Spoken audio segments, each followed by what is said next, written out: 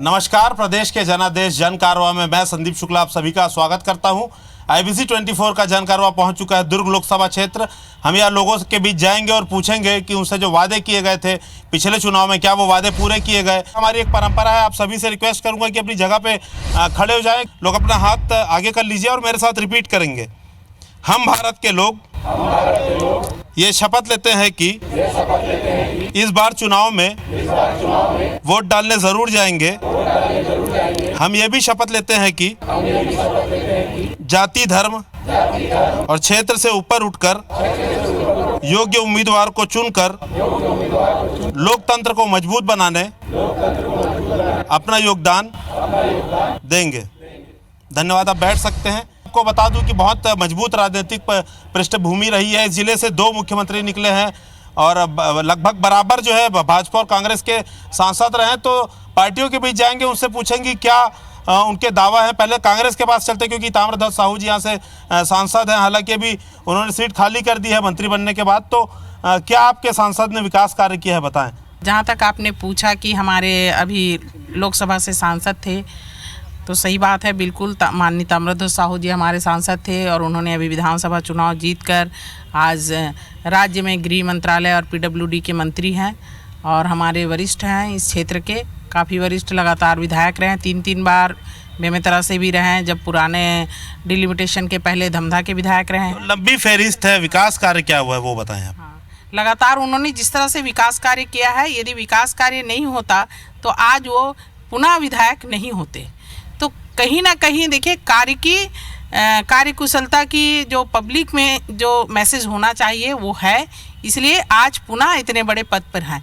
जहाँ तक उन्होंने संसदीय सीट की आप बात करेंगे तो सांसद रहते हुए उन्होंने लगातार, देखिए आप केंद्र में भारतीय जनता पार्टी की पूर्ण बहुमत से सरकार थी, जहाँ पर बाकी लोगों की परिस्थितियाँ क्या थी, क्या सब थी, वो आप सबको पता है, क्योंकि लगातार आप लोगों ने मीडिया के माध्यम से लोगों को दिखाया है। दूसरी चीज़, स्टेट में भी लगातार 15 साल से भारतीय जनता पार्टी की सरकार रही है, उसके बाद भी सांसद जी ने लगातार संघर्ष करते हुए हर जगह विकास कार्य को लगातार उन्होंने कई जैसे बड़े बड़े अभी ब्रिज का निर्माण हुआ है, आप देख लीजिए हमारे भिलाई क्षेत्र में और भी जगह पुल पुलिया या बड़ी बड़ी जो कामें हुई है। तो ये मतलब सांसद जी विकास कार्य किए हैं, लेकिन एक बात है कि कोई भी राजनीतिक दल जो बीमारियों से होने वाली मौत है, दुर्ग ने जो झेला है उस दंश को रोक नहीं पाया है। मैडम ने दावा किया, लेकिन बीमारियों का दंश जो है वो पब्लिक झेलती रही है। बीमारियों का जो दंश झेल रही है और झेलती रही है, वो नगर निगम की असफलता के कारण झेलती रही है। और हमारे जो सांसद के आपने जो अचीवमेंट के बारे में पूछा, मैं सबसे पहले ये बताना चाहूँगा कि छत्तीसगढ़ को, जो छत्तीसगढ़ का संस्कृति है, 4थे अनुसूची में जोड़ने के लिए प्रस्ताव पारित करवाया। दूसरा, लोक कला, छत्तीसगढ़ के लोक कला। लेकिन जो मूलभूत स्वास्थ्य सुविधा होती है, पानी की सुविधा है, उसको लेके क्या बोलेंगे?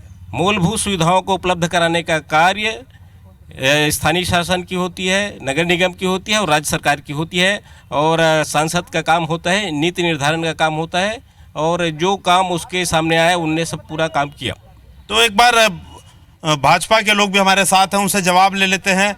महापौर भी हमारे साथ हैं, उनसे पूछेंगे। लेकिन एक बात आपको ध्यान दिला दूं कि सरोज पांडे जी जो हैं उन्होंने केंद्र से मदद मांगी थी बीमारी को रोकने के लिए। तो ऐसी क्या स्थिति पैदा हो गई थी कि केंद्र से मदद मांगनी पड़ गई जब डेंगू से मौतें हो रही थी?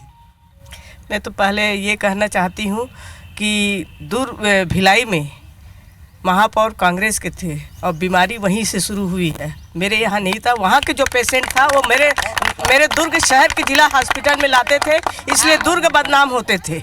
रही बात सांसद की बात, सांसद अपनी उपलब्धि 5 साल की उपलब्धि बता दे कि इस लोकसभा क्षेत्र में क्या उपलब्धि किए हैं। उपलब्धि ये है कि हर वार्ड में 10-10 बोर किए हैं, वही उनकी उपलब्धि है। तो एक उपलब्धि उन्होंने गिराई। जिला पंचायत अध्यक्ष हमारे साथ हैं। क्या स्थिति आप देखती हैं अपने इलाके में? इलाके में तो भारतीय जनता पार्टी की सरकार थी, तो विकास तो इतना हुआ है कि किसी को ज़रूरत भी नहीं है वहाँ करवाने का। और अभी सांसद जी का तो उतना क्षेत्र में नहीं दिखा है, अपने जो क्षेत्र में हम उसमें देखे हैं तो 1 ही 2 जगह है, बाकी तो रमन सिंह जी इतना विकास किया है कि ज़रूरत ही नहीं पड़ेगा। जवाब लेंगे। ताराचंद साहू जी यहाँ से लगातार थे, तो क्या उन्होंने इतना विकास कर दिया कि जो अभी की जो सरकार है उसको कोई काम करने की जरूरत नहीं है, क्या कहेंगे आप? सबसे बड़ी बात मैं आपको बताना चाहूँगा, लगातार यहाँ पर 15 साल से बीजेपी की रमन सरकार थी। पहली बार जो छत्तीसगढ़ के जो 11 विधानसभा है उसमें पहली बार ताम्रध्वज साहू जी ने यहाँ पर बहुत जोरदार जीत हासिल की और उन्होंने अपने संसदीय कार्यकाल में मजबूत विपक्ष की भूमिका निभाकर वहाँ पर संसद में लगातार जितने सवाल जवाब किए, यहाँ पर जितने भी उनके संसदीय क्षेत्र में जितने भी विधानसभा पड़ते हैं, बेमेतरा, हिवारा, चाहे वो ग्रामीण हो शहर हो, वहाँ पर लगातार विकास कार्यों को अंजाम दिया। उन्होंने एनिकेट वगैरह जो भी थे उसमें जो भी प्रस्ताव थे उसको उन्होंने आगे लाया, बढ़ाया। बहुत सारी बातें हैं इसमें जो कि बोलना मुश्किल है, लेकिन मैं आपको बता दूं कि ठीक है, पब्लिक के बीच जाते हैं, पूछते हैं कि 300 करोड़ रुपए से ज्यादा दुर्ग में खर्चा हो चुका है पेयजल को लेकर, तो क्या उन्हें पानी मिल रहा है कि नहीं? धंधा के किसान है, उनको आज तक प्रोसेसिंग प्लांट नहीं लग पाया है। सड़क पे टमाटर फेंकने की स्थिति है। जो दावे हो रहे हैं दोनों पार्टियों से, कितनी सच्चाई आप देखते हैं? अखिल भारतीय व्यापारिक संघ ने अभी सारे पार्टियों से अपील की है कि मैनिफेस्टो में जो भी पार्टी व्यापारी के हक में डिक्लेरेशन देंगे, सारे व्यापारी उन्हीं का समर्थन देंगे, क्योंकि व्यापारी लोग टैक्स कलेक्ट करके सरकार को देती है, लेकिन उसके बाद भी व्यापारी के हक में कभी कोई चीज़ मैनिफेस्टो में नहीं आती है, जिससे व्यापारी के हद पे पार्टियां बात नहीं कर रही हैं और भी पब्लिक है ओपिनियन लेते हैं। खारून नदी बहती है दुर्ग से, लेकिन उसके बावजूद भी धमधा में, नगपुरा में सूखा लगातार पड़ा हुआ है। किसानों को जो है पर्याप्त मात्रा में पानी नहीं मिल पा रहा है, प्रोसेसिंग यूनिट नहीं लग पा रही है।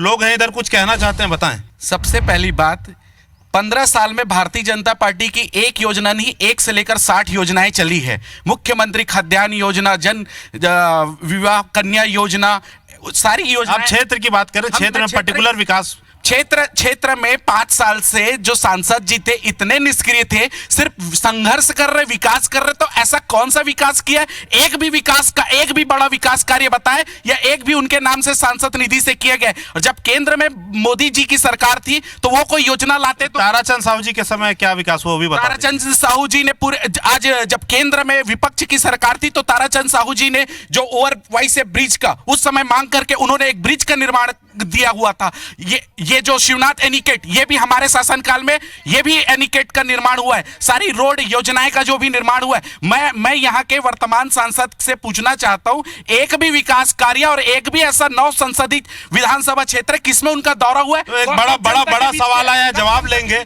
पब्लिक से। एक बार लेते हैं सवाल की, एक बड़े आरोप प्रत्यारोप रख रहे हैं, आप लोगों को क्या लगता है? मूल समस्या बहुत सारी है साहब हमारी। तो आप ये बताइए कि अब जैसा बात स्थानीय बात चल रही है, दुर्ग की बात चल रही है, दुर्ग में आप सबसे बड़ा व्यापारिक परिसर आप मानते हैं इंदिरा मार्केट को, जो कि शहर का हृदय स्थल है।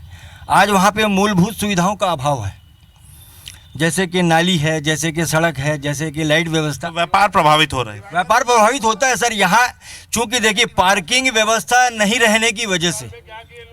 ठीक है, महापौर से इनका जवाब लेंगे क्योंकि उनकी भी एक जिम्मेदारी बनती है। पीछे भाई साहब कुछ कहना चाहते हैं जी। मैं कांग्रेस के सम्माननीय जो जवाब दे सकते हैं सिर्फ उन्हीं से ये सवाल है कि ताम्रध्वज साहू पिछले 4.5 साल तक इस दुर्ग लोकसभा के सांसद रहे हैं। सिर्फ 4.5 साल में अपने सांसद निधि से कोई 5 ऐसे कार्य बता दे जिससे जनता को मालूम हो और जनता का उससे लाभ मिला हो। सवाल आया है और सवाल लेते हैं पब्लिक से, फिर एक साथ जो है कांग्रेस से जवाब लेंगे। क्या सवाल आपके मन में उठ रहा है इनकी बातें सुन के? दोनों पार्टियों के लोग हैं यहाँ पर। आज मोदी सरकार, केंद्र सरकार, राज्य सरकार मिल के मेरे वार्ड के राजीव नगर में जितनी झुग्गी झोपड़ी थी उसको मुक्त कर दिए। और पानी की समस्या बहुत होती थी, वो भी पानी की समस्या पूरा 100% अब खत्म हो गया। सांसद जो है उनका क्या रोल रहा है इसमें बताइए। अब सांसद तो मेरे वार्ड में कुछ दिया नहीं है, आया तो मतलब केंद्र सरकार से संतुष्ट है लेकिन लोकसभा सांसद से नहीं है। बहुत अच्छा विकास किया है ना राज्य सरकार, ये कह रही है। आपके पास आएंगे, एक जवाब ले लेते हैं। पीछे से सवाल आया था कि ऐसे 5 कार्य जो है वो गिना दें। बिल्कुल 5 कार्य क्या 50 कार्य किए हैं जिन्होंने। आज पहले आपका भी सवाल आया था कि नगर निगम में नाली, पानी व्यवस्था, सड़क, इंदिरा मार्केट का, ये तो बता दीजिए कि कौन सा ऐसा काम हुआ है 20 साल के महापौर नगर निगम में। ऐसा मुझे महापौर से एक जवाब आप मांग दीजिए कि 20 सालों में इंदिरा मार्केट की सुविधाएं का क्या हुआ। इंदिरा मार्केट की बात चूंकि पहले आई है, इंदिरा मार्केट में आप नाली और सड़क और आपके परिवहन आप रखने की व्यवस्थाओं की और मार्केटिंग की बात जहां तक आ रही है, आप बताइए ये कार्य तो राज्य सरकार का है। जहां तक इन्होंने कहा भिलाई नगर निगम की बात करें तो मैं बता दूं, भिलाई नगर निगम में जितने कार्य हुए, भिलाई नगर निगम के इन्होंने कहा कि इनका राज्य सरकार का स्वास्थ्य मंत्री का जवाब आपको मिल चुका है। 55 दिन में 55 मौतें पर 55 दिन बाद वो भिलाई में आते हैं और उठ के भाग के चले जाते हैं। क्या राज्य सरकार की जवाबदारी नहीं है? तो ये बहुत बड़ा आरोप है और सवाल पे काउंटर सवाल भी है। इधर और भी कांग्रेस के प्रतिनिधि है, कुछ कहना चाह रहे हैं जी।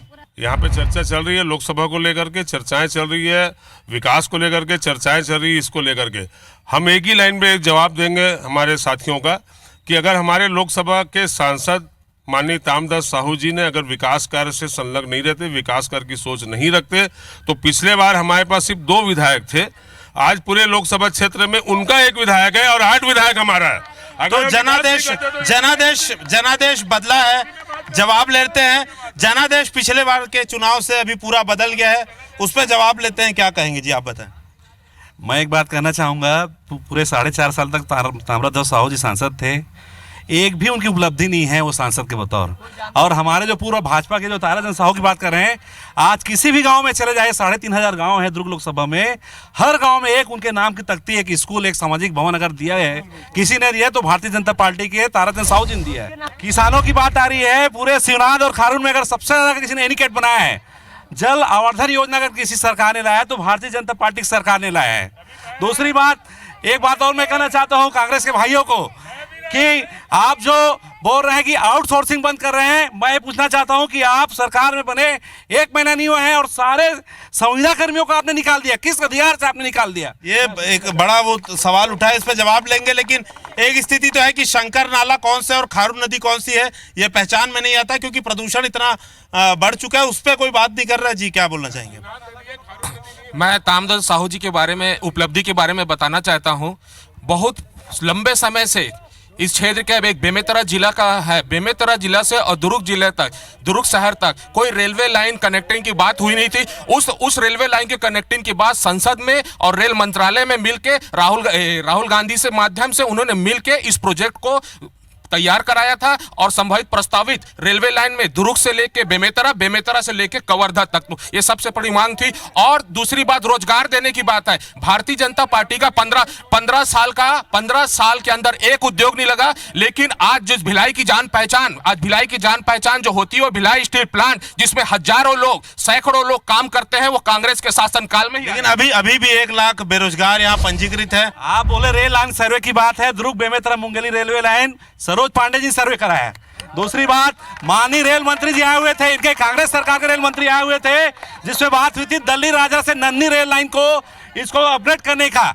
आज तक सांसद जी ने उस विषय में एक बार भी नहीं किया। जो रेल लाइन ऑलरेडी बिछा है उसको अपग्रेड करने का काम इन्होंने कभी नहीं कराया। तो दावा यहाँ पर है कि सरोज पांडे जी ने काम कराई। पब्लिक के पास जाते हैं, आप बहुत देर से दावे सुन रहे हैं, आप लोगों का क्या कहना है? मेरा कहना यह है कि माननीय सरोज पांडे जी के द्वारा यह जो रेल लाइन का सर्वे का काम किया गया था वह निश्चित तौर पर आज मूर्त रूप लेने लगा है। और माननीय सुरेश प्रभु जी के कार्यकाल के समय इसे क्या बोलते हैं कि प्रतिष्ठित, तो इनका भी कहना है सरोज पांडे जी के प्रयासों से जो है रेल लाइन का काम आगे बढ़ा। एक बार पीछे जाते हैं, पब्लिक से कुछ लोग कहना जा रहे हैं, फिर आपके पास लौटेंगे। जी बताएं, क्या है सवाल आपका? मैं दुर्ग ग्रामीण से हूँ। दुर्ग ग्रामीण में एक गांव है थनौज, जहां मूर्तियां बनती है। 2009 से वहां मांग की जा रही है कि उस गांव को शिल्पग्राम बनाया जाए, लेकिन अभी तक कोई ऐसा पहल नहीं किया गया है कि वो शिल्पग्राम बने और वहां की मूर्ति पूरे प्रांत में फेमस है। तो ये एक नया मुद्दा आया है, सरकार बने 2 महीना हो चुके हैं, आप क्या कहना चाहेंगे? सबसे बड़ी बात तो मंत्री नेता बनते हैं, वादे बनने से पहले तो इतने वादे करते हैं कि हम ये कर देंगे, वो कर देंगे, चाहे वो सांसद की बात हो, चाहे विधायकों की बात हो, सारों का सारे ये निर्णय रहता है कि हम आएंगे, हमारी सरकार आएगी तो ये कर देंगे, हमारी सरकार आएगी तो वो कर देंगे। सिर्फ और सिर्फ वोट बैंक के लिए हम लोगों को यूज़ किया जाता है, कर्मचारियों को कभी भी इनका भला नहीं सोचा जाता है। 15 साल भाजपा ने सिर्फ और सिर्फ बोलना चाहिए खजाना खाली बस किया है और उससे ज़्यादा कुछ नहीं किया है। तो भाजपा के प्रतिनिधि से सवाल का जवाब पहले लेते हैं। इनका कहना है कि भाजपा ने सिर्फ वोट बैंक की तरह इस्तेमाल किया है।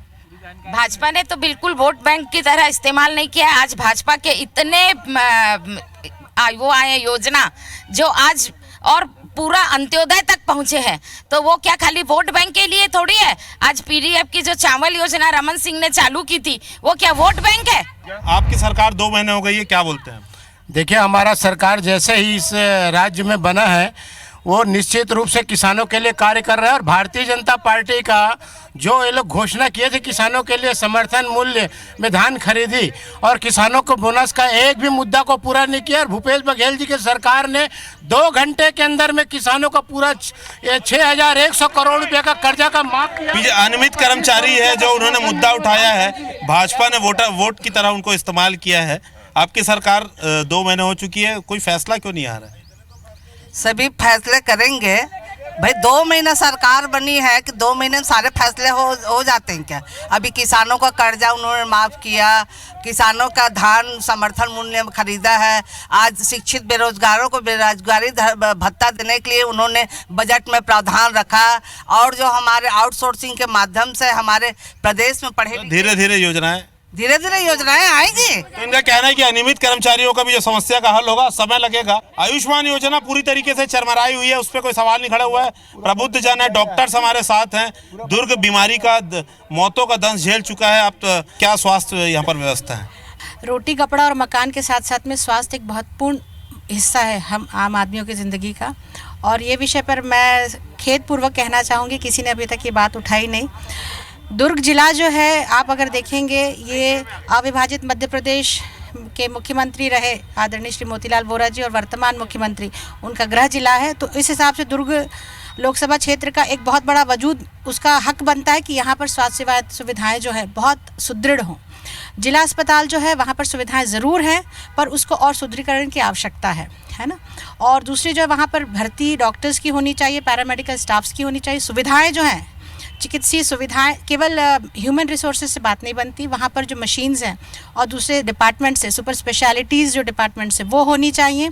और मेरा एक पर्सनल सुझाव है जो कि मैं यहाँ इस मंच के माध्यम से देना चाहूँगी कि ऑनररी डॉक्टर्स की सुविधा जो है वो जिला अस्पताल में लागू की जानी चाहिए। इससे क्या होगा कि जो प्राइवेट डॉक्टर्स हैं वो अपने नर्सिंग होम्स बहुत कम है, या फिर लोगों को ये रसा रहता है कि नर्सिंग होम्स में ज़्यादा चार्जेस होते हैं। तो प्राइवेट डॉक्टर्स जो सुपर स्पेशलिटी डॉक्टर्स हैं, स्पेशलिस्ट डॉक्टर्स हैं, वो अगर उनके नाम से 1-2 बेड अगर वहाँ रिजर्व कर दिए जाते हैं तो वो अपने निम्न श्रेणी वर्ग के मरीजों को या जो अफोर्ड नहीं कर सकते उनको अगर वहाँ एडमिट करते हैं और इसके साथ साथ में जिला अस्पताल की सुविधाएं और सुदृढ़ होती हैं तो मरीजों को बहुत अच्छा लगता है। बहुत गंभीर मुद्दा भी आया है और एक सुझाव भी बहुत बेहतरीन आया है।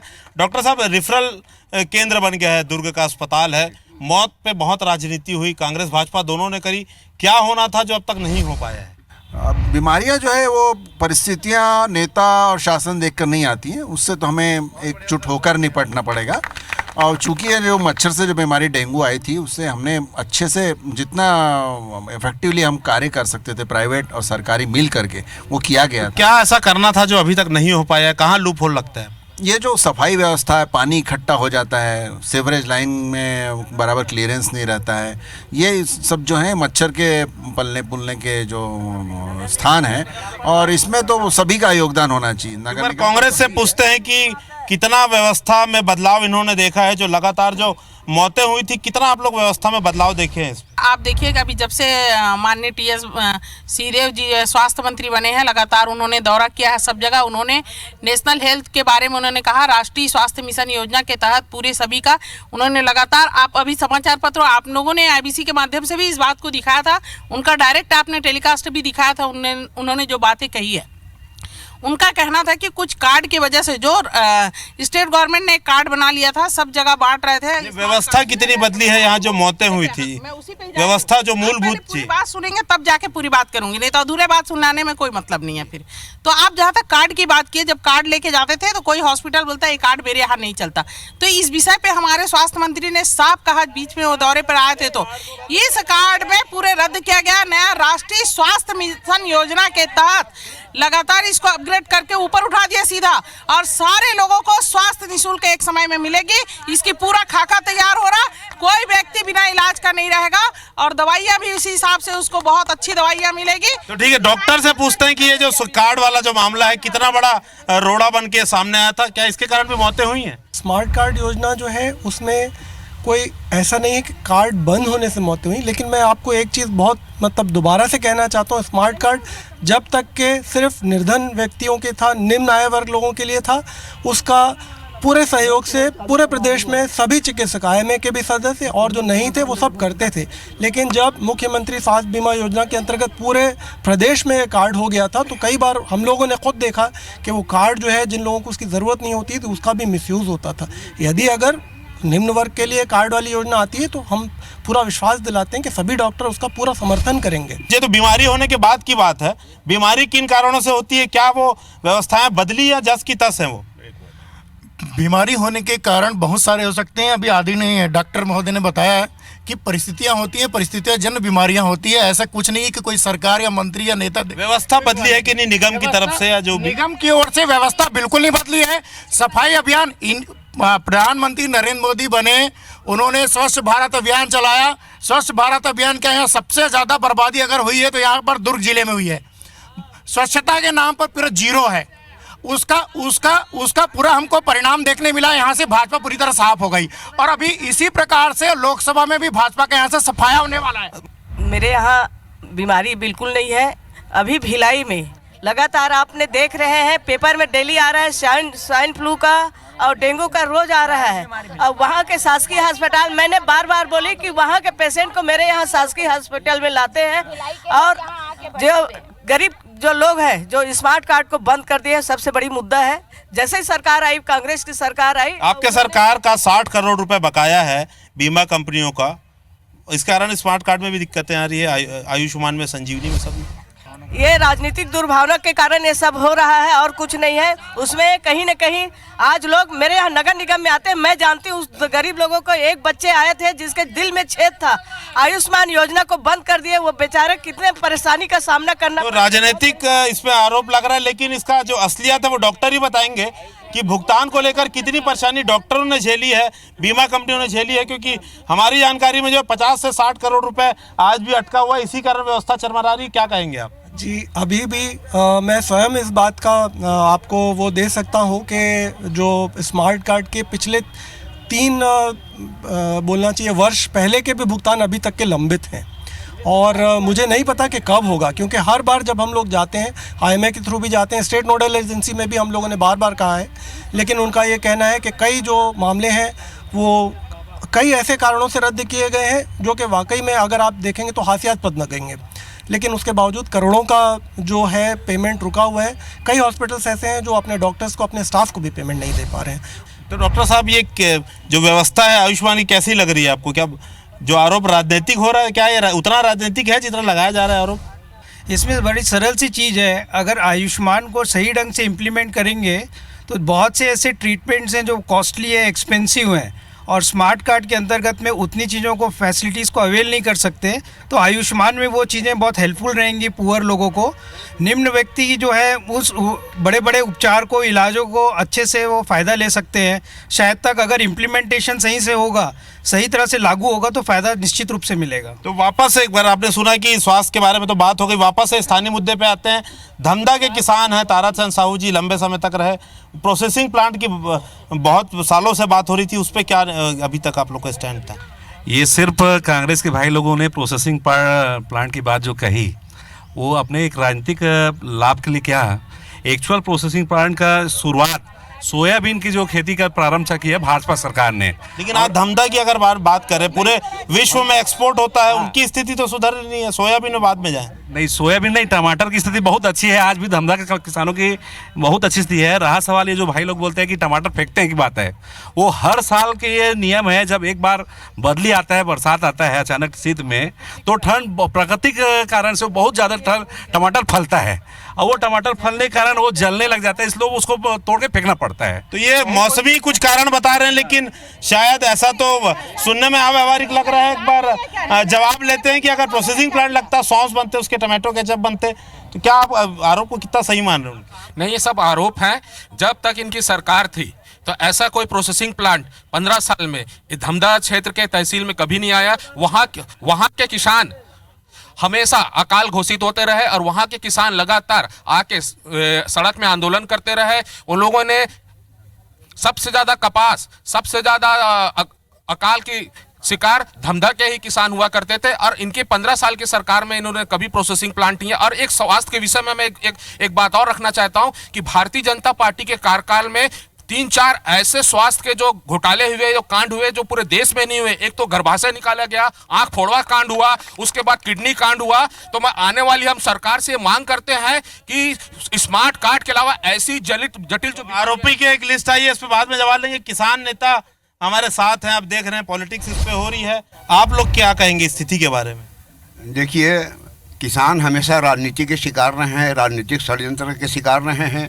भाजपा की सरकार हो, कांग्रेस की सरकार हो, दोनों सरकारों ने किसानों को छला है। हमने स्वामीनाथन आयोग का मुद्दा उठाया। 2006 में केंद्र में मनमोहन सिंह की सरकार थी। स्वामीनाथन आयोग का रिपोर्ट मनमोहन सिंह सरकार को दिया गया था। 8 साल मनमोहन सिंह की सरकार, कांग्रेस की सरकार 2014 तक रही, स्वामीनाथन आयोग लागू नहीं किया। बाद में मोदी जी की सरकार आई, उन्होंने वायदा किया था स्वामीनाथन आयोग के अनुशंसा के अनुसार लागत मूल्य में 50% लाभ जोड़ करके न्यूनतम समर्थन मूल्य डिक्लेयर करेंगे। 5 साल मोदी सरकार को भी हो गया। स्वामीनाथन आयोग की रिपोर्ट मोदी सरकार ने भी अभी राज्य सरकार जो कर रही, कितना आप लोगों को लग रहा है? अभी राज्य सरकार को 2 महीने हुआ है। 2 महीने में राज्य सरकार बहुत बुरा नहीं तो बहुत अच्छा भी नहीं कर रही है। कुछ काम उन्होंने अच्छा किया है, कुछ काम ऐसे हैं जो इन्होंने वायदा किया था जो अभी तक पूरा नहीं किया। एक बात ज़रूर कहूँगा, राहुल गांधी जी ने 10 दिन में कर्जा माफ़ी का वायदा किया था चुनाव के दौरान। माननीय भूपेश बघेल जी ने भी इस बात को दोहराया था। आज 60 दिन हो गया है, छत्तीसगढ़ के एक भी किसानों का कर्जा माफ़ नहीं हुआ है। तो ये एक देखिए बात आई है, आंकड़ों का हेरफेर है। वापस से कांग्रेस के पास जाएंगे। भाई साहब कुछ कहना चाह रहे हैं, क्या कहेंगे? यहाँ पे सरोज पांडे के कार्यकाल के समय भी कोई काम नहीं हुआ जिससे आम जनता को फायदा हो सके, और ना अभी इधर ताम्रध्वज साहू जी के बनने से कोई फायदा हुआ है। आज भी जो दुर्ग लोकसभा की जनता है वो समस्याओं से पीड़ित है और आज भी उनकी समस्या वैसी की वैसी बनी। तो इनका कहना है कि सांसद लगातार बदले हैं लेकिन समस्या जस की तस है। कितनी आपको इसमें बात में सही लग रही है बात? मैं पुलिस परिवार से हूं और समस्याओं की जहां तक बात करेंगे तो उस पर मैं ये कहना चाहूँगी कि मैं ना बीजेपी से संतुष्ट हूँ और ना ही कांग्रेस से संतुष्ट हूँ, क्योंकि अगर समस्या की बात होती है तो आज अगर पुलिस को जो वेतन मिल रहा है या जो सुविधाएं मिल रही हैं वो आप देखिए 1922 के एक्ट पे मिल रहा है, जिसमें ना कांग्रेस ने कभी उसमें किसी टाइप का संशोधन करके उनके लिए कुछ सोचा, ना कभी बीजेपी ने सोचा। लेकिन दुखद बात ये लगती है कि जिस दिन हम लोगों ने इस पे आवाज़ उठाई उस समय जो बीजेपी की सरकार बैठी थी उन्हें डेफिनेटली इस चीज़ को सुनना था, समझना था, बैठ के हमसे बात करना था, ना कि हमारे ही पति भाई और हमारी ही बहनों से हमारे ही परिवार को डंडे पड़वाने थे। इतना मतलब हमारे ऊपर दबाव बनवा दिया गया, हमारे घर वालों के ऊपर में दबाव बनवा दिया कि आप अपने घर वालों से जो आंदोलन पे बैठे हैं उनको बोलिए कि एक पत्र लिख के देंगे जिसमें वो ये लिखेंगे कि हम आंदोलन नहीं करेंगे। क्या संविधान ने हमें हमारी बात रखने का अधिकार नहीं दिया है? जवाब लेते हैं दोनों राजनीतिक पार्टियां। एक बात तो है कि जब भाजपा का शासन था उस समय ये आंदोलन शुरू हुआ था और इसे दबा भी दिया गया, लेकिन इसका कोई निष्कर्ष नहीं मिला, सरकारें बदल गई। इस पे आप क्या कहेंगे? पहले जवाब ले लेते हैं। ये जितनी घोषणाएं की है ये सिर्फ सत्ता में आने के लिए घोषणा है। मैं एक बात कांग्रेसी भाइयों से, एक पुलिस परिवार का बहुत बड़ा पीड़ा आया है, सामने पीड़ा आई है कि छुट्टी तक नहीं मिली है। आपकी सरकार 15 साल थी, इस पे कोई नहीं कुछ कर पाया। हमने छुट्टी के लिए घोषणा पत्र में लिखा हुआ था, चूंकि सरकार हमारी आई नहीं। दूसरी बात, जो धान की बात जो बात आ रही है पीछे भाई, धान पे जाएंगे, पुलिस परिवार पे आप पहले जवाब दीजिए। पुलिस परिवार में हमने हमारे घोषणा किया, लेकिन अब हमारी सरकार ही नहीं आई। आपने घोषणा किया 15 साल आप लोग सत्ता में थे। कभी याद ही अंग्रेजों के समय का नियम लगा हुआ है? अंग्रेजों का समय नियम नहीं, पहले हमारी सरकार ने ही 97 में, जब 93 में जब हमारी सरकार आई तो उस समय एक बार सुधार किया गया था। और ये पुलिस परिवार के भाइयों के साथ हमारी सहानुभूति है। और उन लोगों ने अभी अंतिम दौर में जब सरकार 15वें साल के दौर पे थी तब उन्होंने एक मांग किया था। इसको हमारी सरकार चाह रही थी कि हम इसको, हमारी जब सरकार आएगी और जो पूरे प्रदेश में सबसे ज़्यादा अगर पुलिस आवास गृह बना हुआ है, इनके लिए निवास के लिए बना है, तो वो सिर्फ भारतीय जनता पार्टी की सरकार ने किया है। आपके पास आएंगे, अभी आपके पास आएंगे जवाब लेके। हमारी सरकार अगर आती तो हम वापस करते, चूंकि अब हमारी सरकार नहीं आई। आपने अपने घोषणा पत्र में किया है कि पुलिस भाइयों के लिए जो छुट्टी की बात कही है और बहुत सारी बात की है। और आवास की भी बात कर रहे हैं। कांग्रेस से लेते हैं, आपकी सरकार आ गई है, मैनिफेस्टो में भी था, तो क्या आप लोग रुख अपनाएंगे? पीड़ा की भी बात अभी कर रही हूँ। अभी बजट में पुलिस प्रशासन की पीड़ा, आप बोलिए बजट में प्रावधान आ चुका है, लेकिन उन्होंने साफ कहा कि अभी ऋण माफी का जो पैसा दिए, किसानों का भी पैसा दिए, इनकी पैसा भी इसके बाद इनके नंबर आएगा, मतलब अमल होगा, बजट में आ गया है कहना है। वापस से एक बार स्थानीय मुद्दों पे लौटते हैं। शिवनाथ की बात पे दोनों पार्टियों ने अभी तक जवाब नहीं दिया है। जो प्रदूषण हो रहा है लगातार स्थानीय मुद्दों पे अगर आप बात करें तो क्या बोलेंगे? आप स्थानीय मुद्दों की बात कर रहे हैं तो शिवनाथ नदी पर पिछले 20 साल से हमारे नगर निगम में यहाँ पर स्थापित है भारतीय जनता पार्टी। कई योजनाएं दे चुके हैं, बजट में योजनाएं दे चुके हैं, सुझाव दे चुके हैं कि गंदे पानी के नाले को ट्रीटमेंट प्लांट लगा करके उसको शुद्ध करके पानी जल में डाला जाए, लेकिन इनके कान में जू तक नहीं रेंगती। इनके काम वही होते हैं जिनमें बहुत बड़ी राशि इनको मिलने की संभावना, तब वो काम करते हैं। खुला आरोप लगा रहा हूँ। शहर की स्वास्थ्य व्यवस्था लो, शहर का स्वच्छता व्यवस्था लो, या शहर की साफ सफाई ले लो, आप पिछले 20 सालों में उठा के देखिए। जब हमारा 45 वार्ड थे दुर्ग शहर में, उस समय हमारे पास 1100 लेबर थी, आज हमारे पास 750 लेबर नहीं बनी। तो क्या कारण है, इन्होंने उसको बढ़ाया क्यों नहीं? शिवनाथ को लेकर कोई कार्य क्यों नहीं किया जा रहा है? मेरे वरिष्ठ पार्षद को मालूम है, अमृत मिशन में 153 करोड़ रुपया आया हुआ है, जिसमें से पूरे वार्डों में पाइपलाइन का विस्तारीकरण हो रहा है। उसके अलावा 4.5 करोड़ के लागत में ट्रीटमेंट प्लांट भी का स्वीकृति हो चुका है। और तो और जिसके लिए हमने प्रस्ताव किया था, वो शंकर नाला का भी पास हो चुका है, स्वीकृति होके आ गया है। मेरे प्रधान ये जो आज हो रहा है वो लोकसभा के बारे में मैं बात करूं। मेरे आदरणीय प्रधानमंत्री जी ने प्रधानमंत्री आवास मेरे इस शहर में हर वार्ड में कम से कम 100 प्रधानमंत्री आवास बना है, और करीब 15,000 लोगों के लिए आवास का हमने व्यवस्था किया है। उज्ज्वला गैस में भी हम अपने शहर के लोग लगातार सरकार ने काम किया। कहना कि एक बार जवाब ले लेते हैं। शिवनाथ पर आप कुछ कहना चाह रहे थे, बिल्कुल बताएं। सबसे पहले मैं पुलवामा में जो शहीद हुए हमारे सैनिक भाई, उनको श्रद्धांजलि अर्पित करते हैं हम सभी भाइयों की तरफ से। और शिवनाथ एनीकट के संबंध में जो बात कहना है, तत्कालीन हमारे स्वर्गीय हेमचंद यादव जी सिंचाई मंत्री थे। उस समय शिवनाथ एनीकट की सफाई भी हुई, और उसके साथ में ये रपटा भी बना, जो पुल के रूप में है, जिसे पर्यटन के रूप में आप स्थान दिया जा रहा है। उसके बाद कोटनी एनीकट का निर्माण हुआ। मैं बता रहा हूँ, यहाँ पे कई कांग्रेसी लोग नारियल फोड़ फोड़ के गए प्रदूषण को लेकर, लेकिन कोई काम नहीं हो रहा है। प्रदूषण का भी बता रहा हूँ, प्रदूषण को दूर करने के उद्देश्य से ही एनीकट की सफाई की गई है, और ये हेमचंद यादव जी के कार्यकाल में हुआ और सरोज जी के सांसदीय कार्यकाल में हुआ है। 14 करोड़ रुपए 14 साल में शंकर नाले में भी खर्च हो चुके हैं। 14 करोड़ रुपए 14 साल में शंकर नाले पे खर्च हो चुके हैं। अब आपने सुना शिवनाथ और शंकर नाले के बारे में, क्या कहेंगे? बिल्कुल सही बात है। 14 करोड़ से ज़्यादा ये लोग खर्चा कर चुके हैं, पर अभी तक से उसमें नीतिगत जो काम होना था नहीं हुआ। मैं जिस मकान में रहती उसके पीछे भी शंकर नाला है, उसमें इतना ज़्यादा खर्चा हो चुका है, पर अगर व्यवस्थित रूप से उसको बनाते तो आज दुर्ग नगर निगम का स्वरूप कुछ और होता। तो जिस तरह से इनको नगर निगम में इतना पैसा आने के बाद भी ये काम नहीं करे, तो मुझे ऐसा नहीं लगता कि ये भारतीय जनता पार्टी की कोई सोच होगी कि वो विकास काम को करे। देखिए, शिवनाथ की जो प्रॉब्लम है, दावा तो बहुत बड़े बड़े किए जा रहे हैं। 15 साल से भारतीय जनता पार्टी की यहाँ पे सत्ता भी है, सरकार भी है, और 15 साल में माने ये जो 12 किलोमीटर की जो लंबाई की शंकर नाला है, वो अभी भी आधा अधूरा है। माने दुर्भाग्यजनक है। माने थोड़ा माने ये 2 साल से तो एक ईंटा भी नहीं लगाए लोग। भारतीय जनता पार्टी के लोग एक ईंटा तक नहीं लगाए। हर साल आप बजट में लाते हैं, हर साल कहते हैं कि इस साल बन जाएगा, मगर सिर्फ बजट में वो शो होता है, मगर कोई काम नहीं होता है। ये पब्लिक से एक बार पूछते हैं, उसके बाद व्यापारियों के बाद फिर से जाएंगे। आप यहाँ के स्थानीय निवासी हैं, शंकर नाला और शिवनाथ को लेकर आप क्या सोचते हैं? क्या नदी उतनी प्रदूषण मुक्त है, और शंकर नाला की क्या स्थिति है? आप स्थानीय आदमी हैं। शंकर नाला जो है हर साल बाढ़ से पीड़ित रहता है। कई बच्चे मर गए हैं वहाँ पे, लेकिन कई बार पैसा पास हुआ फिर काम रुकता है। उसको सफाई अच्छे से करवाना चाहिए, लेकिन काम तो रुक के चलता है। एक बात और बोलना चाहता हूँ, अभी फिलहाल डाग हाउस बनाया गया था। ये डाग हाउस क्या बनाया गया है? वहाँ अंदर से पूरे कुत्ते निकल के बाहर चले जाते हैं। कितना खर्चा हुआ डॉग हाउस में, और यहाँ लोगों को कुत्ता जो काट रहा है, यहाँ इंजेक्शन भी नहीं मिला। तो एक नई समस्या सामने आई है कि डॉग हाउस के नाम पे खर्चा हुआ। पब्लिक है, कुछ कहना चाहती है, पूछते हैं क्या बोल रहे हैं।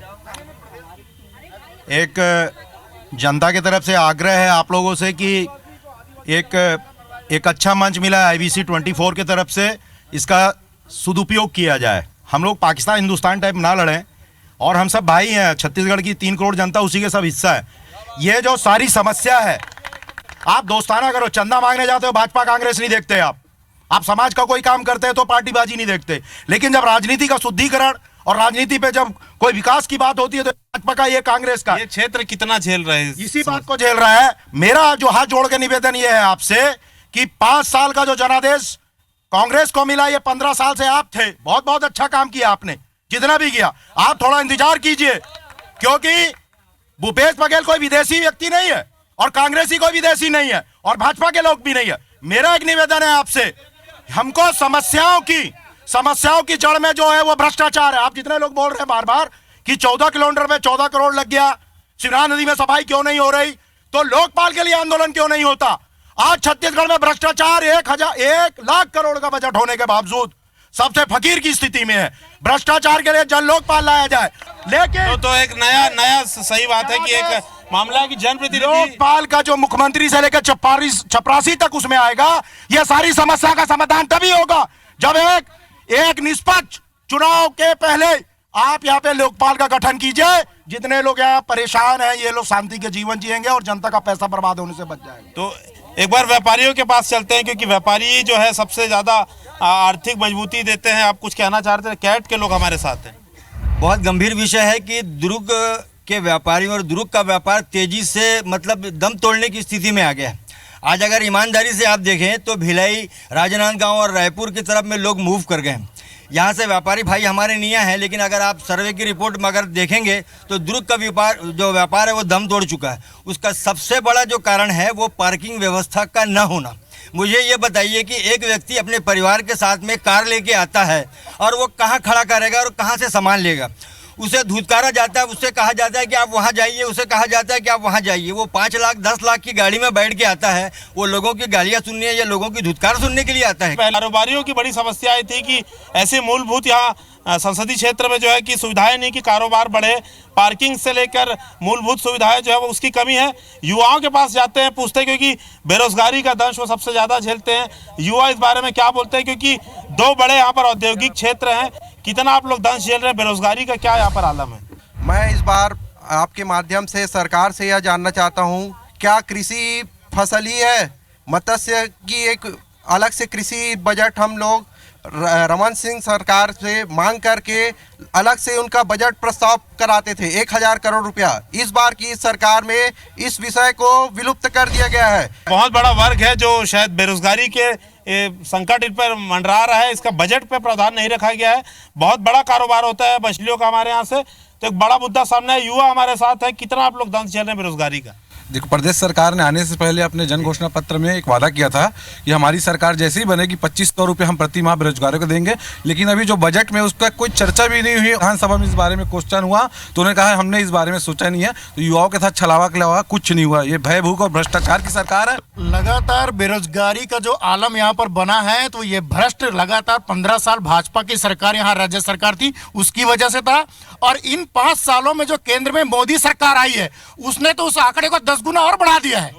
किसानों का एक आरोप आया था, मोदी सरकार ने कहा था युवाओं को लगातार रोजगार देंगे, यहाँ पर जो किसान है किसानों के लिए योजनाएं लाएंगे, उनके जो फसल है वो खराब नहीं होगा, उनको मुआवजा दिया जाएगा, उनको समर्थन मूल्य सही दिया जाएगा। लेकिन उन्होंने कुछ भी नहीं किया। बेरोजगारी पिछली सरकार का कारण बड़ी आरोप है। ऐसी शिकायत आई थी कि शाम को यहाँ पर बिजली कटौती हो रही ग्रामीण इलाकों में, जिसके कारण किसानों को तकलीफ झेलनी पड़ रही। कितना आरोप सही है ये? तो कटौती की बात आ रही है, एक अटल ज्योति योजना एक ग्रामीण किसानों की अलग लाइन बिछा और ग्राम में रहने वाले ग्रामीणों की अलग लाइन था। जो इन लोग बोल रहे हैं, आरोप लगा रहे हैं, वो लोड शेडिंग के प्रॉब्लम के कारण उन्होंने 6 से 10 जो पूर्व सरकार ने उसको बंद किया था कि उस समय जो गांव में पढ़ने वाले और रहने वाले लोगों को पर्याप्त बिजली मिले, लोड शेडिंग ना हो। और उसके बाद फिर जब किसान चूंकि एक साथ पंप चालू करते हैं तो लगातार पंप चालू करते हैं। हमारे समय तो होता था हर किसान को हम ट्रांसफार्मर देते थे 7.5 HP तक हम फ्री में उनको बिजली पहुंचाते। नई सरकार में भी एक बात तो है, दुर्ग जो लोकसभा क्षेत्र है उसमें सामने आई कि किसानों जो शाम को समय है बिजली काटी जा रही किसानों की। देखिए शाम के समय जो बिजली काटने का जो है अटल ज्योति योजना के अंतर्गत भाजपा सरकार में अटल ज्योति के अंतर्गत 5 घंटा बिजली की कटौती हो रही थी। और मैं आप लोग को बता दूं, जो किसान बाड़ी में रहते हैं बोर में, उनके बच्चे नहीं क्या पढ़ने लिखने के लिए, उनको बिजली की जरूरत नहीं है क्या? और अधिकतर गांव में आजकल बाड़ी में किसान के बच्चे रहते हैं और किसान में फार्म हाउस बना के रहते हैं, उनका बिजली काट रहे थे आप लोग। और जो भाई मेरा बताया किसानों का कर्जा माफ नहीं हुआ, आप अपना बुक एंट्री करवाइए। माननीय भूपेश बघेल जी ने तुरंत कर्जा माफ करवाया है। देखिए सबसे बड़ी बात है, संसदीय क्षेत्र की कोई बात नहीं कर रहे थे, मैं केवल जो सांसद रहे ताम्रध्वज साहू जी, पहले भी इन लोगों ने पूछा कि उसकी 5 उपलब्धि बताएं। मैं ये कहता हूँ आप गांव में चले जाइए, मोहल्ले में चले जाइए और दुर्ग लोकसभा की सांसद का नाम पूछ लीजिए। अगर दुर्ग संसदीय क्षेत्र का सांसद का नाम बताते ये बड़ी बात होगी। आरोप प्रत्यारोप का जो दौर है वो चलता रहेगा। अब देखने वाली बात यह है कि मतदान के दिन जो है जनादेश किस ओर जाता है। जन कार्रवाई के अगले एपिसोड में हम जाएंगे नई जगह और टटोलेंगे मतदाता के नब्ज।